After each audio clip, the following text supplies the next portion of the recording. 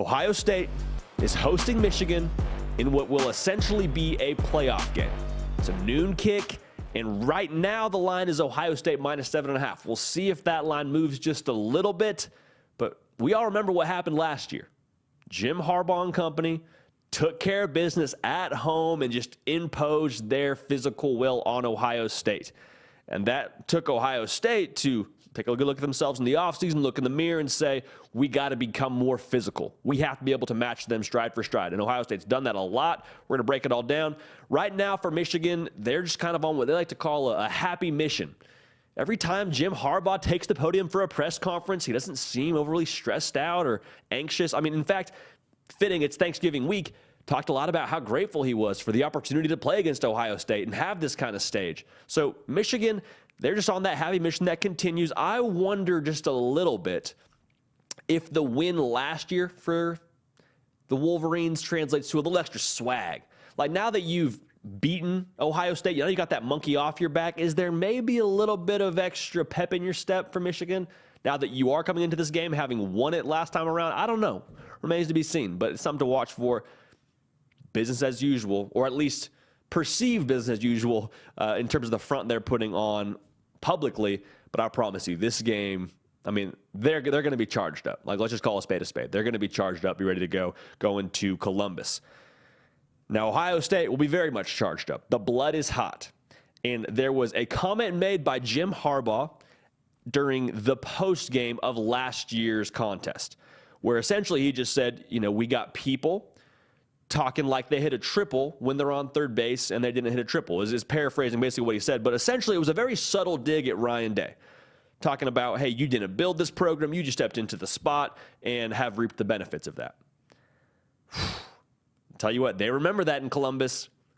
They remember that one just fine, and those comments are still running through the minds of not only Buckeye fans, but I promise you internally, that's something that they are making sure is remembered by all parties. Okay, so if you needed any motivation to get ready for this week, you have it right there in Jim Harbaugh bulletin board material.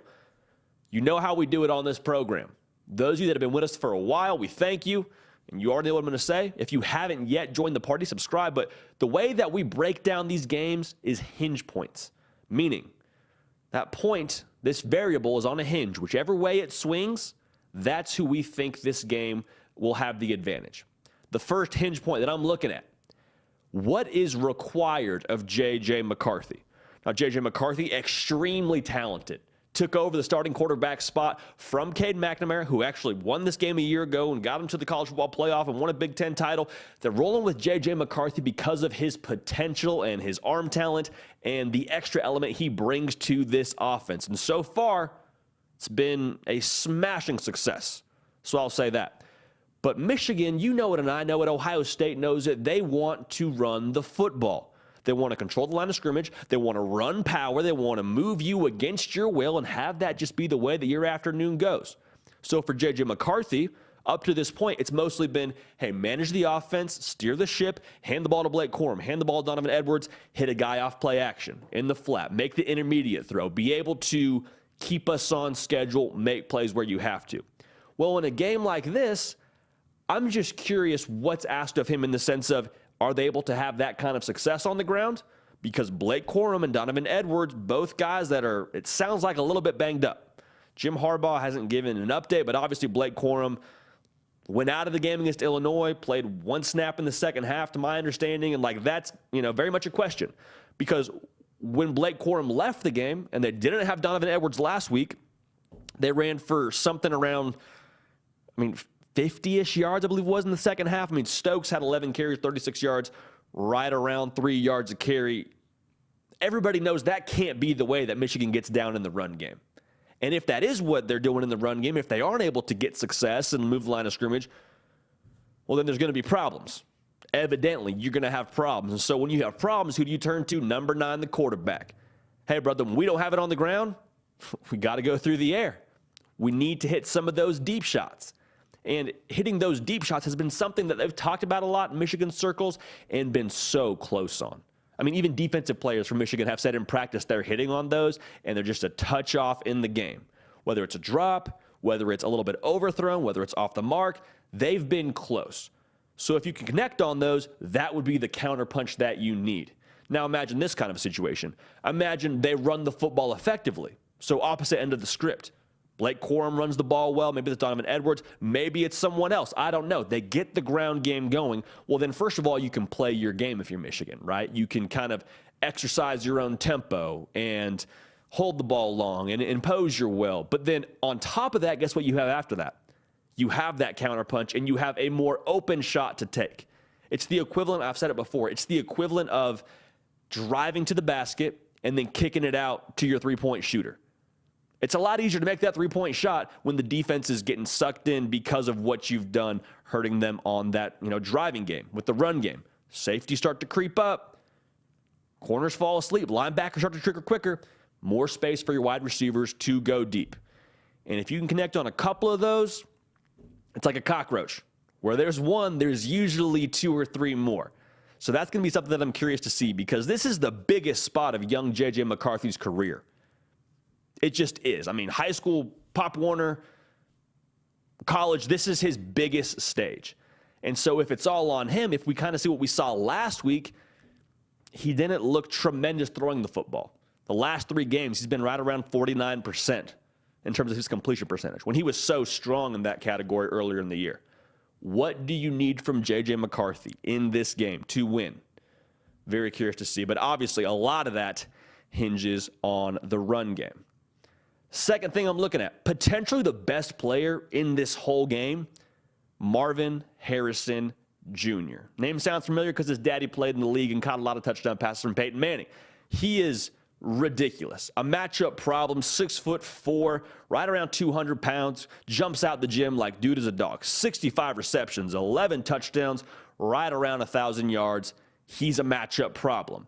And so when you have a matchup problem, guess what you do? You allocate more resources to help supplement that matchup, right? Marvin Harrison Jr., a guy that I'm curious to see how many resources they have to allocate for. Is a reality where you say, okay, we got to double cover you, man.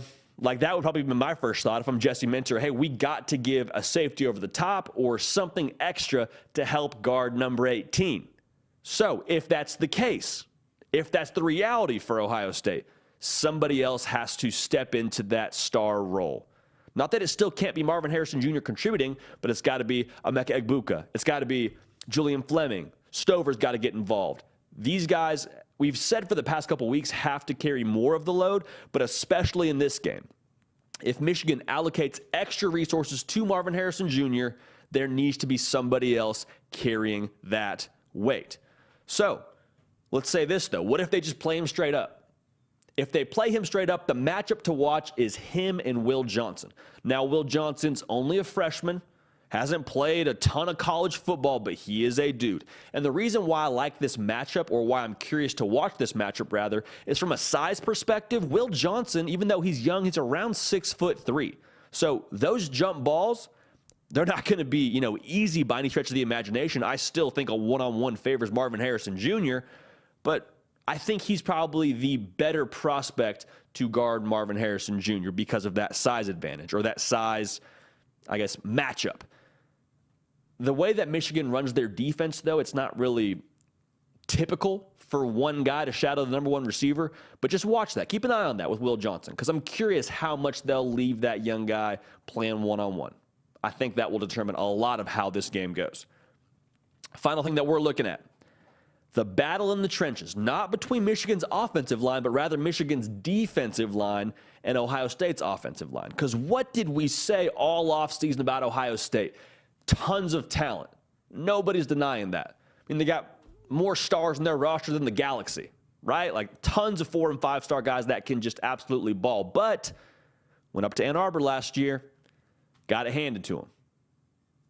Had 4 sacks. Got run on by 297 yards. Like, it was just a bad day for the Buckeye faithful. And you left that game saying, okay, we got to be tougher. Everybody knows it now. We have to be tougher. We have to be more physical. Well, they have trained all offseason and done a lot from a balance perspective to get to this point being a tougher team. Made a point to run the football better. 54% of the time they're running the ball. 5.5 yards a carry. Now, much like Michigan, they've got their own injury issues. Mayan Williams, Travion Henderson. We'll see. I don't expect them to, and this is my own feel, I don't have any, inside information as of right now. I feel like if there's any percentage that either of those guys can give to this game, they will do just that. Now, if the absolute worst case scenario happens, Dallin Hayden looked really strong for you last week if you're Ohio State, right? So you feel okay with him carrying the load or at the very least playing some sort of role. But the reason why I'm looking at Ohio State's offensive line, balance is so crucial for this team. And if they can run the football, they create that balance. Kind of like what we talked about with J.J. McCarthy, C.J. Stroud and company. It's his day. It has to be his day for Ohio State to win this game. And what will make his job easier is if they're able to get those safeties creeping up. If they're able to get 6 yards on first down, 4 yards on first down with the run game, then you can be more multiple. You can keep the defense guessing. Because if it turns out kind of similar to, what we've seen in years past, not that Ohio State hasn't run the football well. I'm just saying if it ends up being the kind of game plan where Ohio State says, okay, we have to throw it around the yard to win, and that is our only weapon we can use against Michigan. If that's the reality, it's going to be a long day. You know it and I know it. There has to be some balance. Because if there's not balance and Michigan's able to just kind of play in the trenches, well, then they get to play on their own terms. Then they get to force those obvious passing situations. And that defensive line gets to get after you.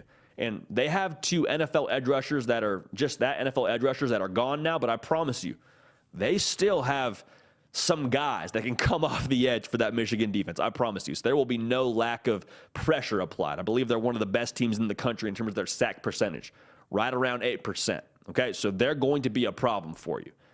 But if you can balance them out, if you can run the football, keep them guessing, that would be a situation that would favor the Ohio State offense, the Ohio State program. So here's our prediction. Michigan not having their running back room at 100% is my assumption. It's a big assumption, but from what we've been able to gather, I don't think they'll be at their best. And for Michigan, that's who they are, running the football. J.J. McCarthy is extremely talented. Very, very good. He's going to be really good for Michigan for a really long time. But with that being said, the run game has kind of been what they've leaned on. And Ohio State, they're not the soft Ohio State team that people have seen or at least saw last year. Soft's probably the wrong word to use, but you understand what I'm saying. They're going to give a lot better push up front defensively. Right now, they're number 4 in the country in terms of yards per carry allowed. 3.1. Okay, that's solid. JT Tuimoloau, Jack Sawyer, Mike Hall, they got some guys on this defensive line, and I think that's the extra edge for them to be able to neutralize the run game, especially if they're not all the way healthy. On top of that, this is a huge day for C.J. Stroud. He took last year's loss extremely personal. Went to the press conference and talked about how people were going to be mad at him. He knew that from the fan base, and he felt the loss in a very, very heavy way. I promise you, everybody's had this game circled on either roster, but C.J. Stroud's been thinking about this one for a really long time. And with his Heisman candidacy hanging in the balance, with all of the eyeballs on him and what he's going to do and how will he respond in this kind of game, I think you get a big day from C.J. Stroud. I think Dallin Hayden has a big day as well, regardless of what Mayan Williams and Travion Henderson are going to be doing. I think Dallin Hayden plays a really strong role. I think this is an absolute battle. I think we all get our money's worth. I am so fired up to be at this game and in Columbus, but I think the Ohio State Buckeyes beat Michigan, set themselves up to make a nice little college football playoff appearance, win this game 31-25 in the shoe. Hey y'all, thanks so much for watching. Subscribe to the channel here to make sure you don't miss an episode of The Hard Count. Also be sure to check out other videos on the On3 YouTube channel.